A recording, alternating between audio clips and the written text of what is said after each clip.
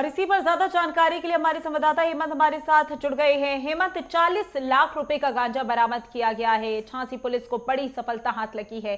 अभी क्या कुछ अधिक जानकारी सामने आ रही है, विस्तार से बताइएगा।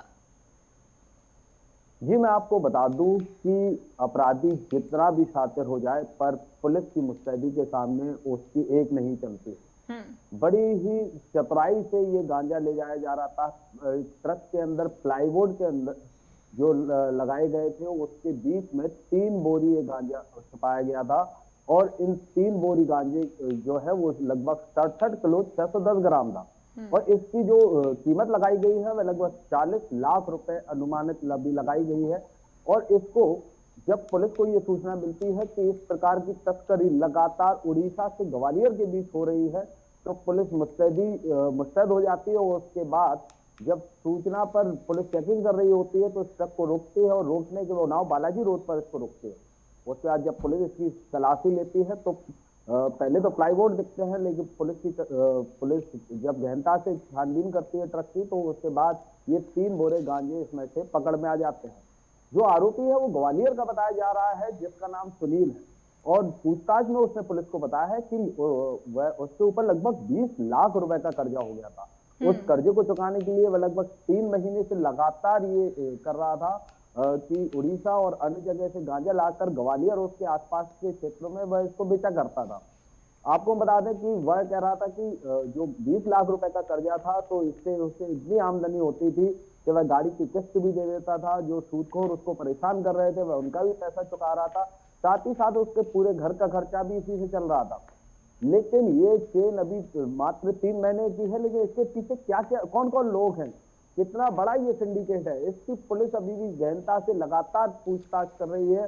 जांच लगातार इस पर जारी है। और ये झांसी पुलिस और एंटी नारकोटिक्स जो फोर्स है एएनटीएफ, उसकी एक बड़ी उपलब्धि है। सीपी बाजार पुलिस ने ये बड़ी मात्रा में गांजा पकड़ा है। और उसके बाद हम आपको बता दें कि सुसंगत धाराओं में भी मुकदमा कायम झांसी के सीपी बाजार थाने में किया गया है। और आरोपी को फिलहाल हिरासत में लेकर जेल भेज दिया गया है। जी बिल्कुल। और इस पूरे नेटवर्क का भी खंगालने में पुलिस जुट गई होगी निश्चित ही, क्योंकि अंतरराज्यीय ये नेटवर्क है जो सक्रिय था तस्करी में।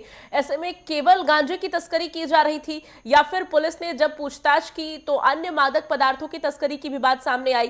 साथ ही किन राज्यों में इनका नेटवर्क फैला हुआ था, क्या इस बारे में कोई जानकारी सामने आई है? देखिए, जिस प्रकार से उड़ीसा से लाया जा रहा था तो ये सीधी सीधी सी बात है कि उड़ीसा से मध्य प्रदेश तक ये गांजा आ रहा था तो कई राज्यों से होके आ रहा था और उत्तर प्रदेश पुलिस ने ही इसको पकड़ा है। ये आरोपी ने खुद स्वीकार किया है कि वो मध्य प्रदेश के तमाम इलाकों में इसको बेचा करता था। इसके अलावा अभी कहाँ बेचा करता था इसके लिए पुलिस अभी लगातार उससे पूछताछ कर रही है। लेकिन हम आपको बता दें कि इसके पीछे और बड़े बड़े लोगों का हाथ या सिंडिकेट का एक खुलासा हो सकता है।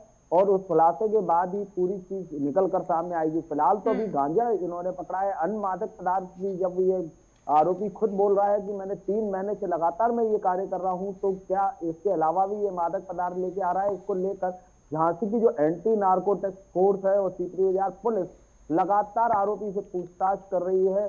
और अभी उसमें पुलिस का कहना है ये कि जो भी तथ्य सामने आएंगे वे सामने रख दिए जाएंगे। और आरोपी ने अभी तो ये माना है कि मादक पदार्थों की जो तस्करी वह कर रहा था वह अन्य राज्यों में से वह लेता हुआ और बड़े ही सावधानी पूर्वक वह निकलता हुआ अन्य राज्यों से होता हुआ मध्य प्रदेश जा रहा था।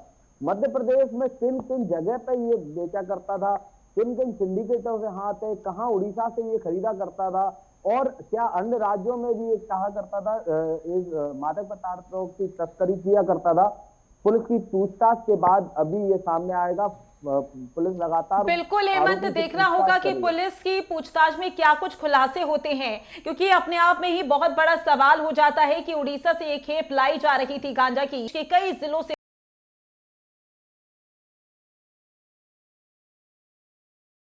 होता हुआ ये तस्कर आ रहा था और किसी को कानो कान खबर तक नहीं हुई है। ऐसे में झांसी में किस तरीके से पुलिस को सूचना मिली जिसके बाद पुलिस ने ये बड़ी कार्रवाई की है? जी, मैं आपको बता दूं कि झांसी में एंटी नारकोटिक्स फोर्स जो है वह लगातार काम कर रही है और उपलब्धि वाले काम कर रही है। झांसी के एसएसपी जो है वो लगातार इन प्रकार की गतिविधियों को रोकने के लिए लगातार जनता से उन्होंने वादे किए हुए थे और इसके बाद एक पूरा नेटवर्क पुलिस का भी होता है और उस नेटवर्क के जरिए ही जब ये उड़ीसा से तमाम राज्यों से होता हुआ एक तस्कर जब झांसी पहुंचता है तो पुलिस को सूचना मिल जाती है और पुलिस इसके लिए चेकिंग अभियान चालू कर देती है। चेकिंग अभियान में ये धर दबोचा जाता है और बड़ी बात यह है ना कि ये प्लाईवुड के अंदर 3 बोरी बड़े सफाई से छिपाते हुए लाया है। अन्य राज्यों की पुलिस की आंखों में धूल झोंकता हुआ लाया है, पर उत्तर प्रदेश पुलिस ने इसको झांसी में धर दबोचा। अगर कहीं पर भी अगर ये चतुराई से लगातार 3 महीने से ये काम कर रहा था, अगर पुलिस यहाँ पर सावधानी पूर्वक काम ना करती तो इस बार भी ये तस्कर पकड़े में नहीं लेकिन आता। हेमंत, जिस तरीके से आपने बोला कि तस्कर बेहद ही होशियारी के साथ गांजा ले जा रहा था, प्लाईवुड में छिपाकर, किसी को कानो कान खबर हो भी नहीं सकती थी, तो पुलिस को कैसे शक हुआ कि ये वही तस्कर है? जांच भले ही की जा रही थी, लेकिन प्लाईवुड में गांजा छिपा हुआ है, किस तरीके से पुलिस को पता लगा? देखिए, पुलिस के मुखबिर खास की सूचना रहती है। पुलिस का एक अपना सिस्टम होता है, एक पूरा उस सिस्टम के अनुसार वह काम करते हैं। जब उनको लगता है कि कहीं ना कहीं इस प्रकार के आरोपी ऐसा काम कर सकते हैं तो पुलिस उन पर निगरानी रखती है और उनके पीछे जांच लगातार करती रहती है। और मुखबिर खास की ये सूचना थी और उस मुखबिर खास की सूचना पर ही पुलिस ने इस आरोपी को लगातार वह मॉनिटर कर रहे थे काफी समय से और आज कल उसको धर दबोचा। और ये जो पूरा सिंडिकेट होता है और पुलिस का भी एक अपना सेल होता है जो इस प्रकार की चीजों को लगातार मॉनिटर करता है। मुखबिरों का एक पुलिस पूरा जाल फैलाए रहती है, तभी ये आरोपी पकड़ में आते हैं। और उसी मुखबिर खास की सूचना पर जब पुलिस ने ट्रक की तलाशी ली तो प्रथम दृष्टया तो ये समझ में आया कि शायद इसके पास इस प्रकार के मादक पदार्थ नहीं होंगे।